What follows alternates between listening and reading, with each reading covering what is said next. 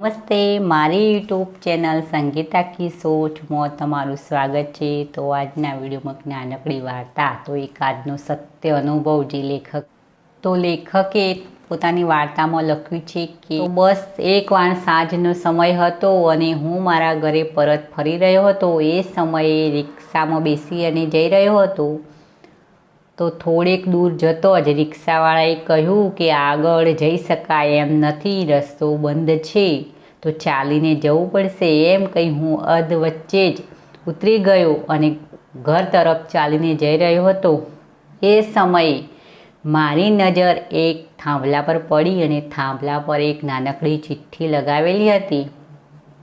તો મેં નજીક જઈ અને વાંચવાની કોશિશ કરી કે ચિઠ્ઠીમાં શું લખ્યું છે। તો બસ પેન્સિલથી લખાણ લખેલું હતું એ ચિઠ્ઠીમાં કે હું વૃદ્ધ ડોશી છું અને મારી સોની નોટ ખોવાઈ ગઈ છે, તો કોઈને પણ મળે તો આ નીચે લખેલા એડ્રેસ પર એટલે કે નીચે લખેલા સરનામા પર આવી અને આપી જવી, મારાથી ચાલી શકાય એમ નથી। તો બસ આ વાંચ્યું અને હું આગળ જવા નીકળ્યો, પણ મારા મગજમાં કંઈક વિચાર આવ્યો અને મેં જે સરનામું લખ્યું હતું ચિઠ્ઠીમાં ત્યાં જઈ અને જોવાની કોશિશ કરી કે ત્યાં કોણ રહે છે।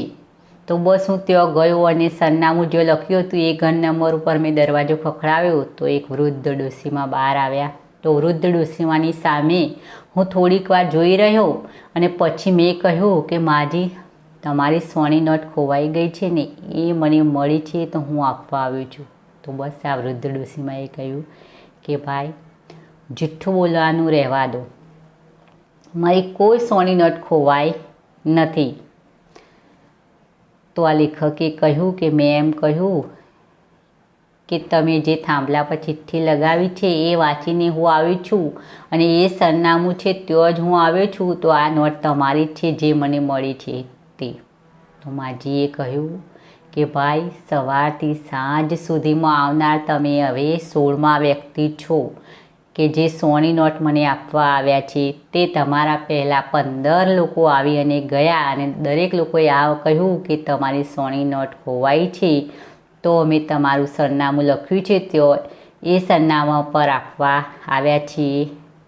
તો મેં કહ્યું કે ભાઈ, મારી કોઈ નોટ ખોવાઈ નથી, મારી પાસે 100 રૂપિયા જ નથી, તો ખોવાય ક્યાંથી એમ મેં કહેલું। તો લેખક કહે કે મેં વૃદ્ધ ડોશીમાને પૂછ્યું, તો આ લખાણ કોને લખ્યું છે થાંભલા પર? તો વૃદ્ધ ડોશીમાએ કહ્યું કે તમારા જેવો કોઈક મદદ કરનાર સ્વભાવવાળો વ્યક્તિ હશે, એણે આ રીતે ચિઠ્ઠી લખી અને લગાવી દીધી છે। તો જે પણ કોઈ લોકો મદદ કરવા માગતા હોય એ લોકો દરેક લોકો આવી અને મને આ રીતે સોની નોટ આપવા માટે આજીજી વ્યક્ત કરી છે, તો મેં લેવાની ના પાડી, છતાં પણ ઘણા લોકો બસ મારી ઘરમાં ગમે ત્યાં મૂકી અને જતા રહ્યા।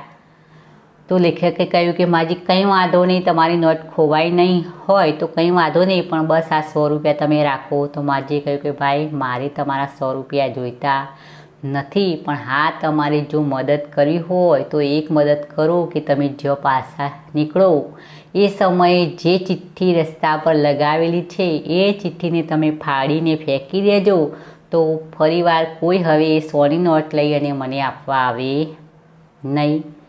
તો હું બસ મારીને ત્યાં સોની નોટ મૂકી ઘરમાં અને ચાલતો થયો અને જો ચિઠ્ઠી લખી હતી ત્યાં આવ્યો, ચિઠ્ઠીના સામું જોયું, ફરીથી મેં લખાણ વાંચ્યું, મને થયું કે માજીએ મને ચિઠ્ઠી ફાડવાનું કહ્યું છે, તો મેં ચિઠ્ઠીને હાથ પણ અડાડ્યો, પણ પછી મને એમ થયું કે મારા પહેલાં જે 15 લોકો આવીને ગયા એ લોકોને પણ કદાચ આ માજી એ રીતે જ કહ્યું હશે કે ભાઈ, ચિઠ્ઠી ફાડીને ફેંકી દેજો, તો એ 15 લોકોએ આ ચિઠ્ઠી ફાડીને ફેંકી નહીં, તો હું શું કરવા ફાડીને ફેંકું? તો બસ મેં પણ એ ચિઠ્ઠી ત્યાં જ રહેવા દીધી અને ચાલતા પકડ્યું।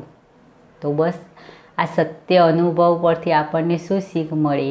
તો બસ આ શીખ એ જ મળે કે દુનિયામાં આપણે કહીએ છીએ ને કે કોઈ સારું જ નથી, બસ દુનિયામાં કોઈ સારું જ નથી, પણ એવું નથી હોતું। જેટલા લોકો ખરાબ છે ને એના કરતાં પણ અનેક ગણા લોકો સારા હોય છે અને બીજાની આ રીતે મદદ કરવા પણ માગતા હોય છે। તો પણ આપણે પણ કોઈક વાર આ રીતે કોઈની મદદ કરીએ તો આપણને પણ કેવું સારું લાગે. તો મિત્રો, આ નાનકડી વાર્તા એટલે કે આ સત્ય અનુભવ તમને સારો લાગ્યો હોય તો એક લાઈક અવશ્ય કરવું, બીજાની સાથે શેર પણ કરવું અને આવી અવનવી મોટિવેશન વાર્તા સાંભળવા મારી આ ચેનલ સંગીતા કિસ્સોને જરૂરથી સબસ્ક્રાઈબ કરી ફરી મળીશું નવા કોઈ વિડીયોમાં નવી વાર્તા સાથે.